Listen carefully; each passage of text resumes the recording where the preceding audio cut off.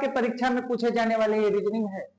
क्रम से सजाइए, यानी जीवन में बहुत सारी ऐसे क्रियाएं हैं जो एक व्यवस्थित क्रम से ही पूरी की जा सकती हैं।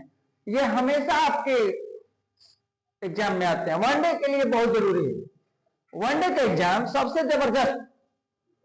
आप लोग भले बड़े एग्जाम के बारे में सुनते हैं, सोचते हैं, आज के दौर में सबसे अगर टफ एग्जाम है तो वनडे के एग्जाम। एक एक नंबर पे हजारों बच्चे ऊपर नीचे होते हैं पॉइंट पे। इस क्वेश्चन को आप लोग देखें और सबसे पहले हम इसे अब डील करने का पहला क्वेश्चन है, क्वेश्चन नंबर 1। ऑप्शन अनुसार आप समझेंगे, सलाह, बीमारी, चिकित्सक, उपचार। दूसरा है तितली, कोया, अंडा, कृमि। तीसरा है अध्ययन, परीक्षा, रोजगार, आय, आवेदन। चौथा है अवशोषण, पाचन, पोषण, उत्सर्जन। और पांचवा है गरीबी, जनसंख्या, मृत्यु, बेरोजगारी और रोग। इन्हें आप क्रम से सजाएं, आपके परीक्षा के लिए बहुत उपयोगी है। और इसे आप मान के चलिए कि यही क्वेश्चन डायरेक्ट भी आ सकता है। डायरेक्ट ही मानकर इसे आप लोग बनाने का प्रयास करेंगे, ठीक? प्रयास करेंगे आप लोग प्रयास करें और बनाए। इनमें आप लोगों में से किसी का बन चुका है क्या? हाँ बोलो तो। हाँ हाँ, नहीं शांत रहेंगे आप लोग। हाँ आप बोलिए, वो ऐसे में बताइए, एबीसीडी करके बताइए। B C A D. अच्छा, ये सही है। आप लोग जरा ध्यान दीजिए, ये पहला के लिए बी सी ए डी क्या सही है?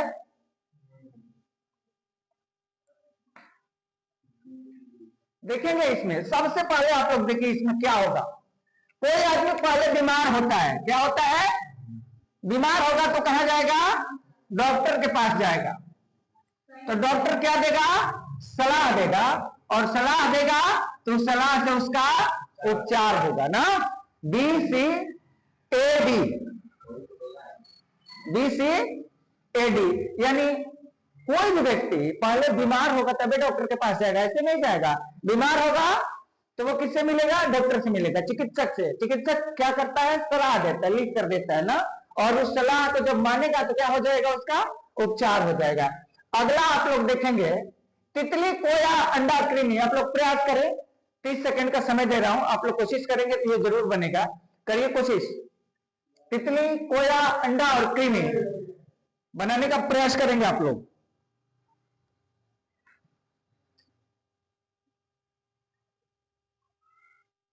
देखेंगे ये जीवन है। तितली कैसे बच्चे को नया तितली जन्म देती है, बच्चे से नया तितली कैसे बनते हैं, इसी बारे में समझाया गया है।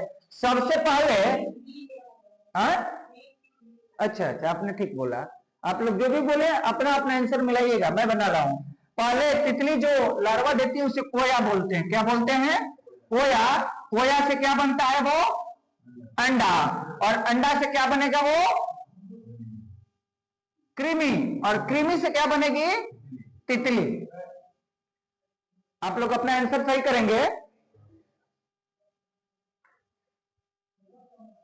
आप लोग अपना आंसर एकदम सही करेंगे, लेकिन ये सही नहीं दिख रहा है, क्योंकि पहले तो अंडा ही देना चाहिए ना। कोया तो अंडा टूटने के बाद होता है, यानी सी के बाद बी होगा, सी के बाद बी, सी बी डी है। अब मिलाइए अपना आंसर आप लोग। नहीं, पहले अंडा आएगा, तो अंडा टूटेगा तो कोया, कोया से कृमि और कृमि से तितली।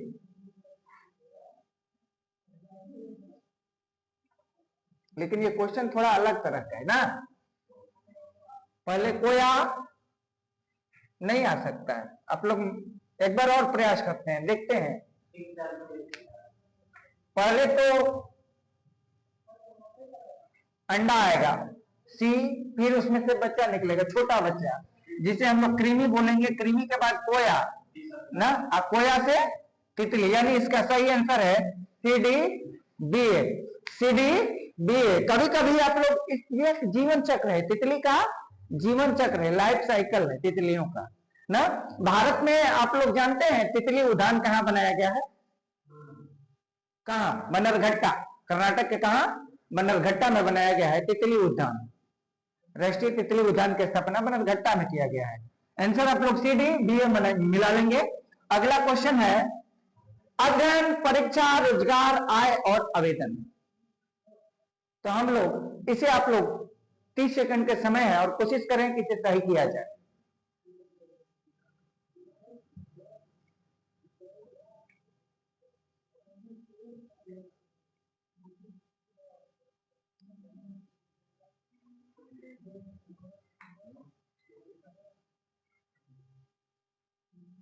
सबसे पहले हम लोग क्या करेंगे? अध्ययन करेंगे, फिर परीक्षा देंगे ना। पहले हम पढ़ाई करेंगे, परीक्षा देंगे, पास होंगे नहीं। क्या करेंगे? आप लोग फिर से एक बार प्रयास करें, देखें आप लोग।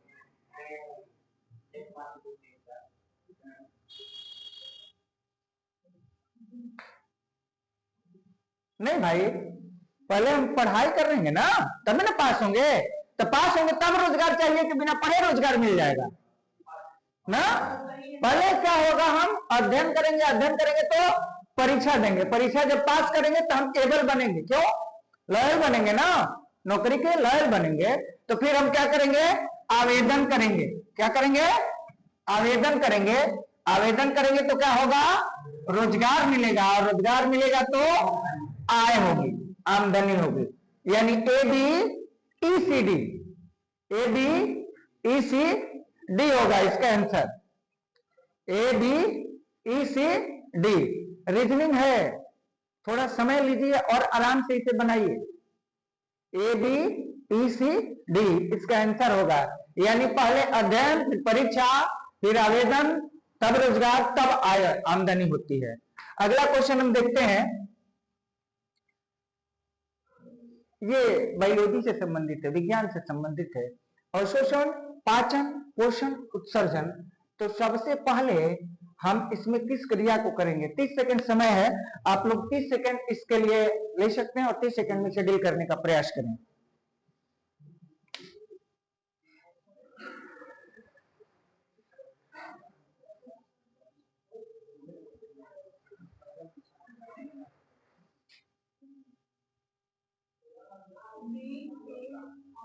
देखेंगे सबसे पहले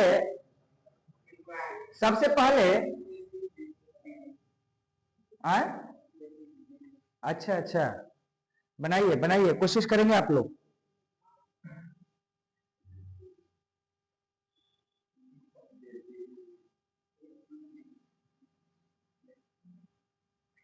सबसे पहले हम लोग इसमें सी करेंगे, पोषण।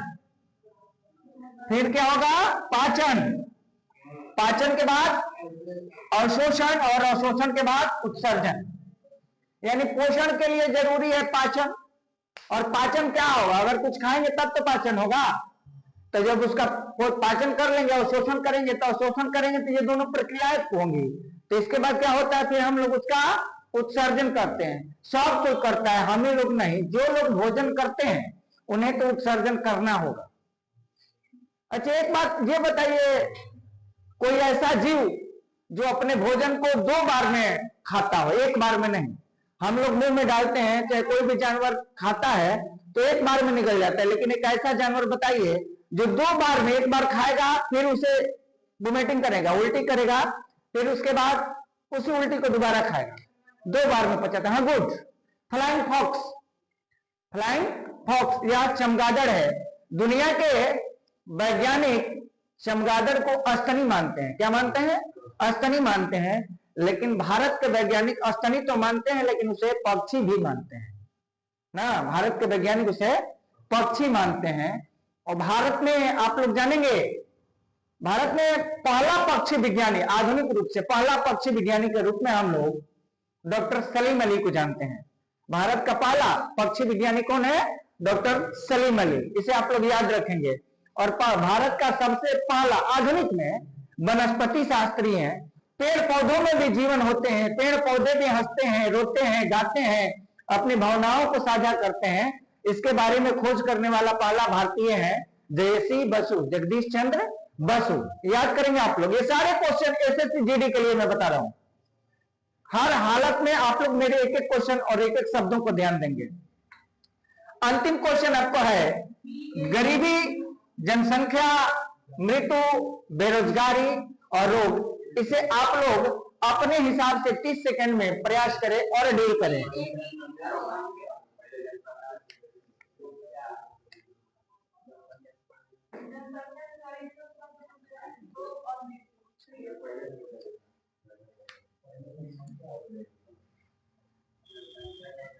देखेंगे आप लोग, सबसे पहले जनसंख्या बढ़ेगी।